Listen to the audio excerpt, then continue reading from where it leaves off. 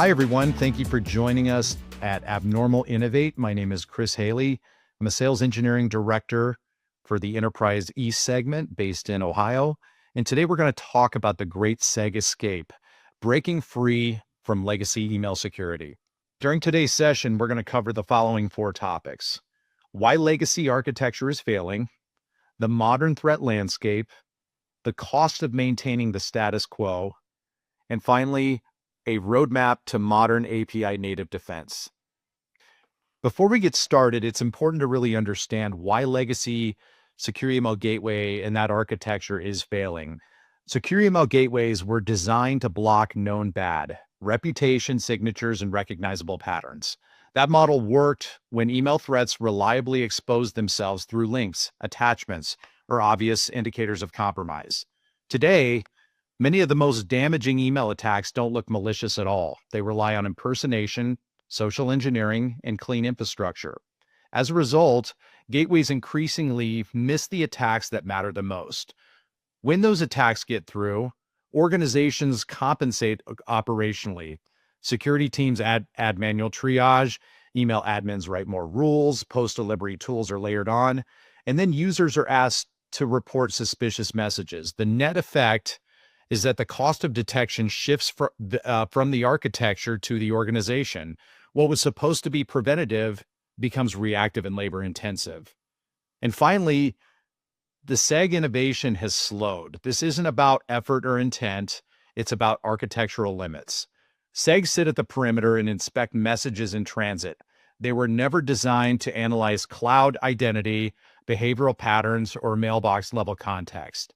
As email moved into Microsoft 365 and Google Workspace, the most meaningful innovation moved there as well. But the gateway model can't easily take advantage of those signals. To conclude, what we're seeing isn't a product problem, it's an architectural one. The threat landscape evolved, the email platform evolved, but the gateway model largely stayed the same.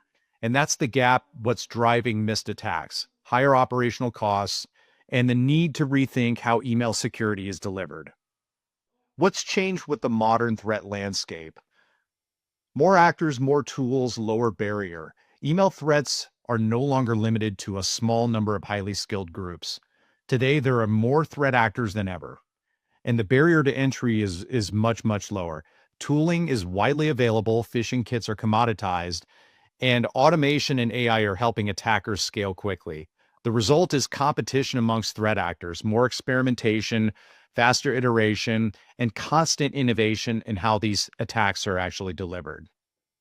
Then when we consider better evasion, more failures, and legacy controls, what does that mean? As competition increases, so does evasion.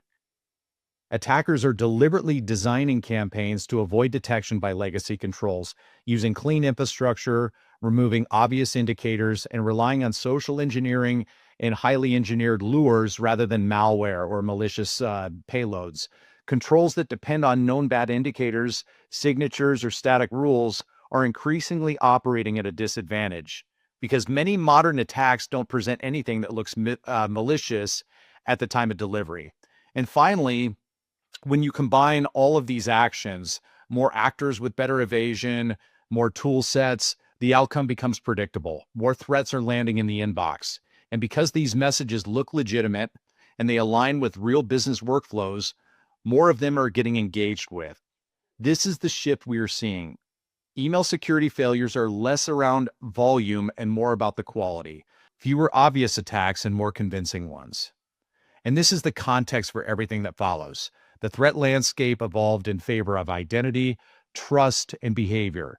Any security architecture that hasn't evolved along the way is going to struggle, regardless of how well it performed in the past. And over the last few years, we've seen the emergence of an underground AI ecosystem built specifically for cybercrime. AI tools are dominating the new attacker landscape.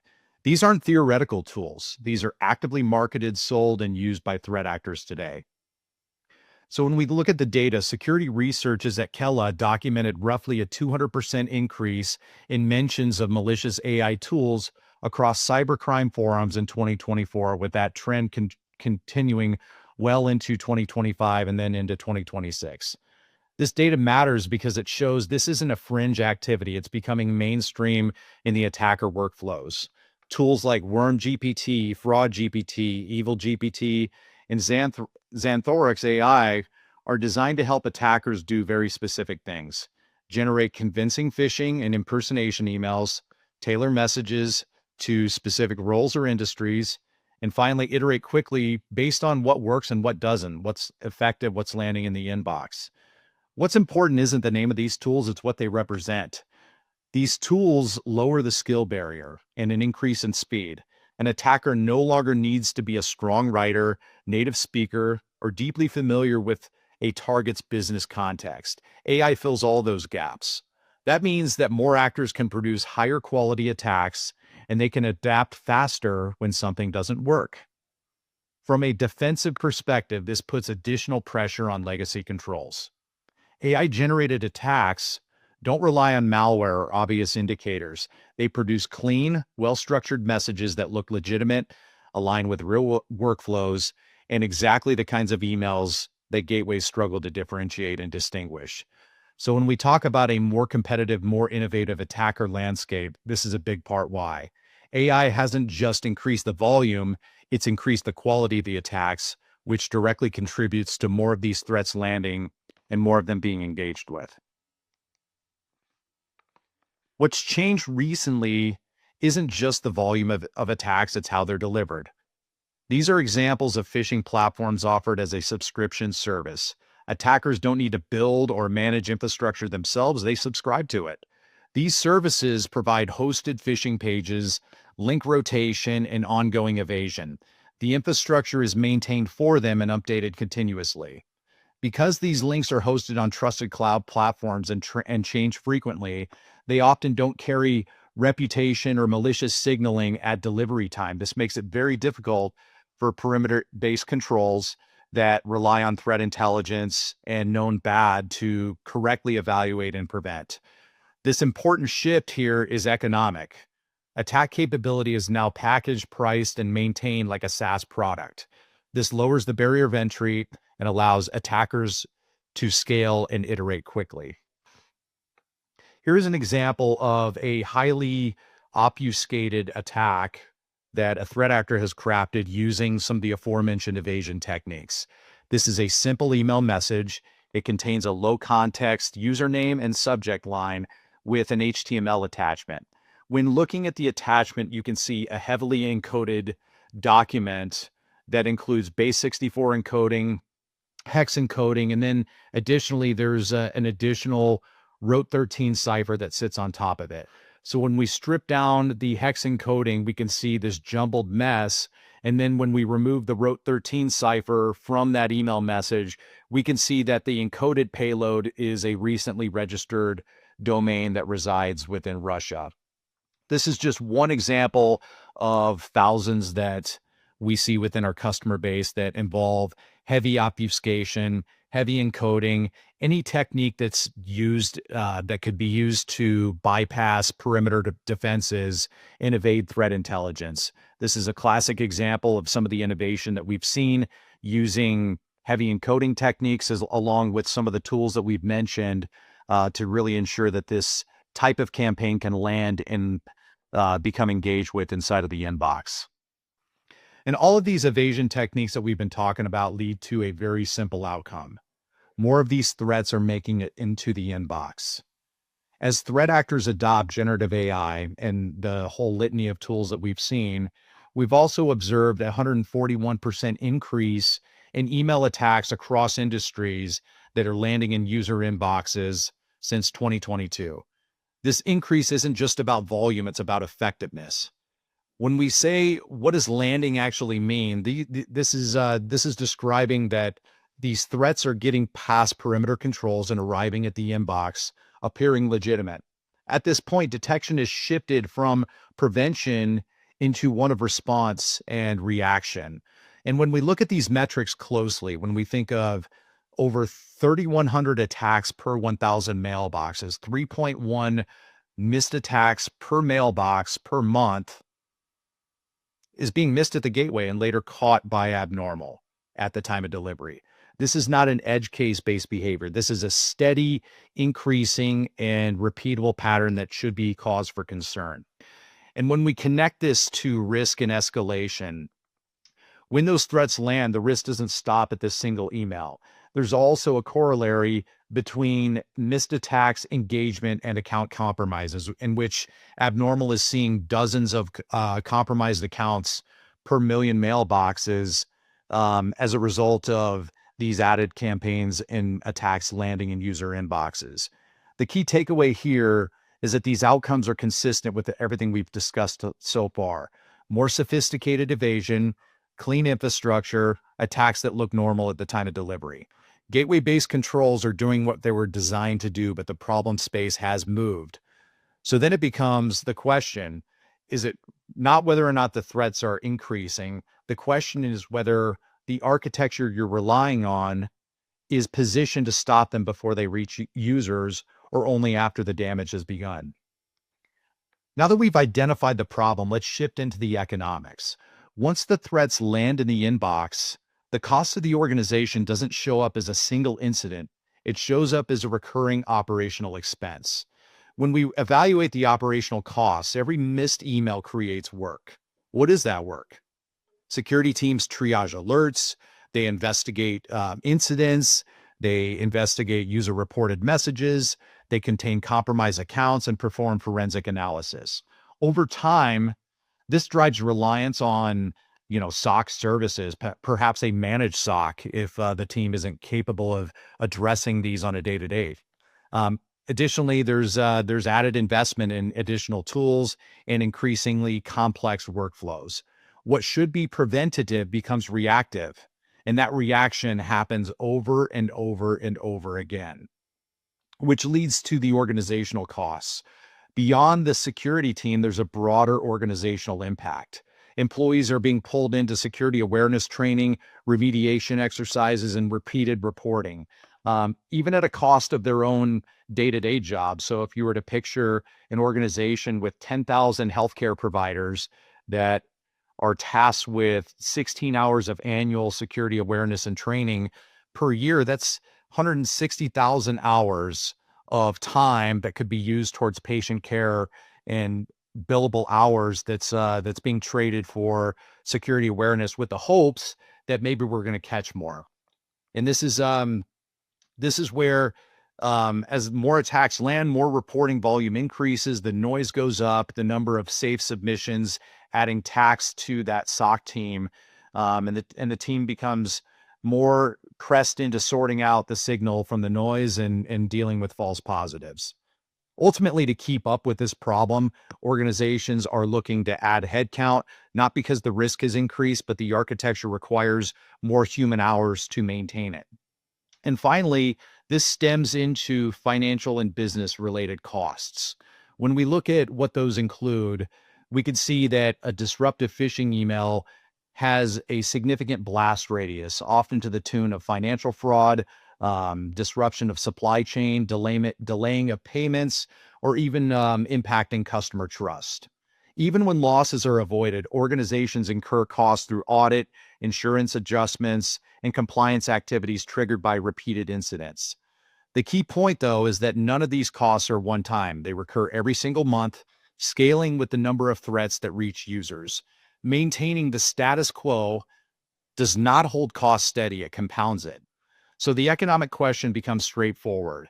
Is it more efficient to keep funding response and reactive detection, training users and adding headcount to manage failure, or to change the architecture so fewer threats land in the first place? What we're seeing consistently is that attackers no longer need to introduce anything that looks obvious or malicious. They exploit trust, identity, and normal business workflows, areas where known bad indicators simply don't exist at delivery time. So then the question becomes, what does a modern email security architecture look like when it's designed for cloud identity, behavioral context, and the types of threats that we see today? That shift starts with moving detection closer to the source of truth, the cloud email platform itself, where identity, relationships, and behavior can be observed. Instead of making a single decision at the gateway based on reputation or signatures, Modern architectures continuously analyze how messages and accounts behave over time, using context that exists only within the cloud native email tenants such as Microsoft 365 and Google Workspace. Once you have that access, you're no longer limited to inspecting messages in transit. You can observe identity behavior, account activity, mailbox configuration, and how communication patterns evolve over time. One important implication of this is that this model, um, using a single integration, provides visibility and protection across multiple surface areas.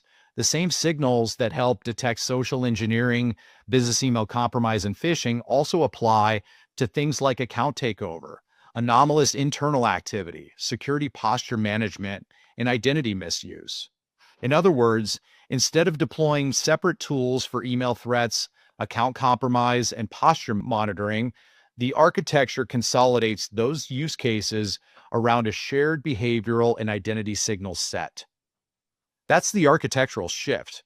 Move from isolated point-in-time inspection to continuous identity-aware analysis inside the platform where modern threats actually operate.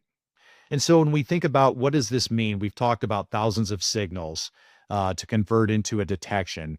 This fundamentally describes the architecture and the engine in which Abnormal operates. Let's first start with the detection signals. Every message that comes into your environment is analyzed across thousands of signals: behavioral, identity, and context. The behavioral signals capture how people normally communicate, the tone, the timing, the message frequency, and the relationship patterns, where identity signals verify who is actually behind the message, using sender-recipient history, domain reputation, and authentication checks.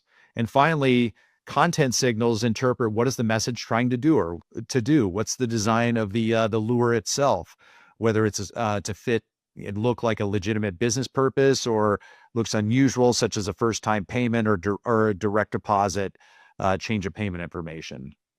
All of these signals feed into the AI detection engine, which we see at the center of the screen. Each signal might look normal on its own, but when Abnormal correlates them, it can detect subtle inconsistencies no rule-based system could ever see.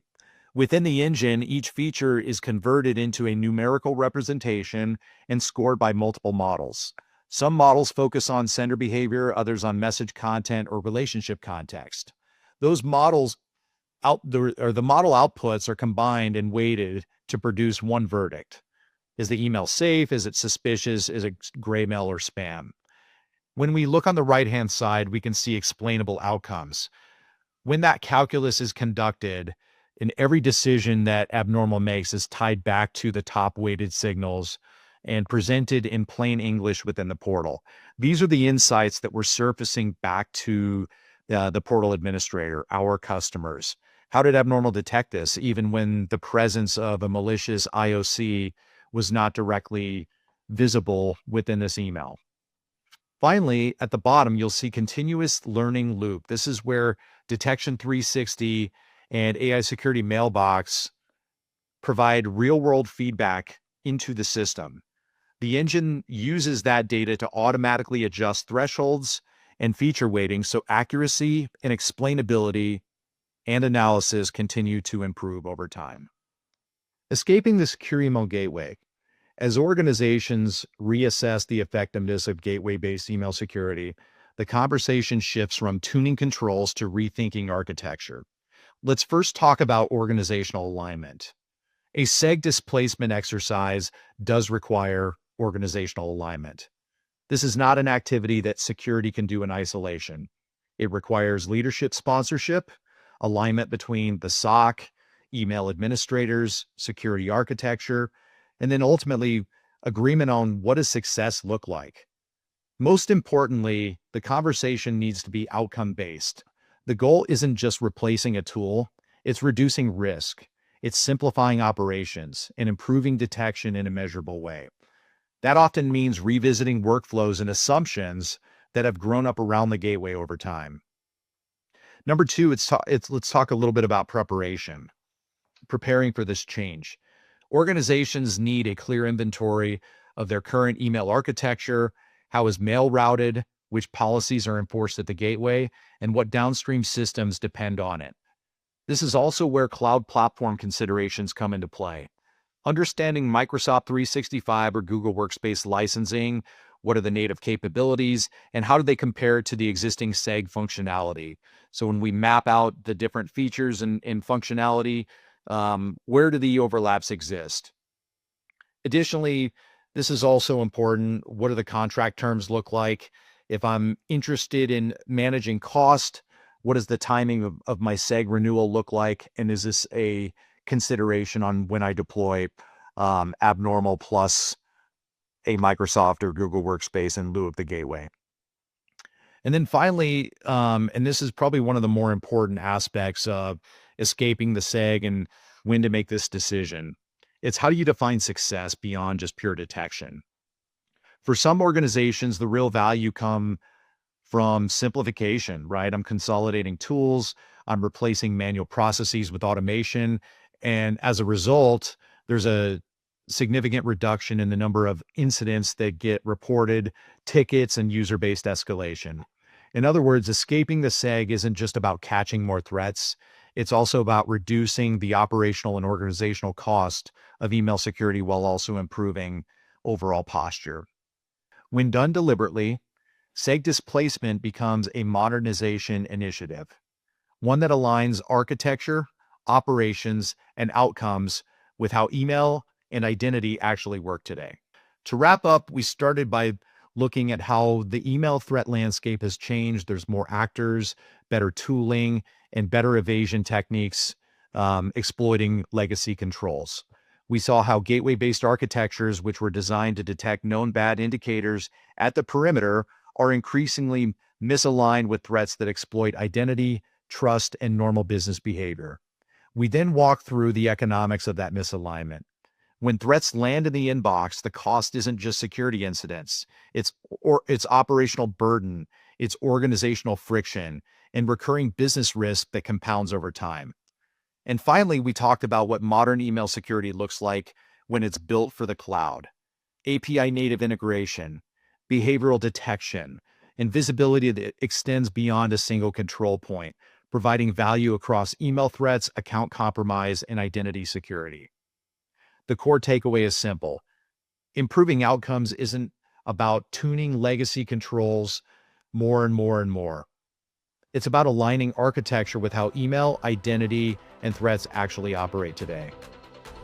Thank you for your time, and I appreciate the opportunity to share this perspective at Abnormal Innovate.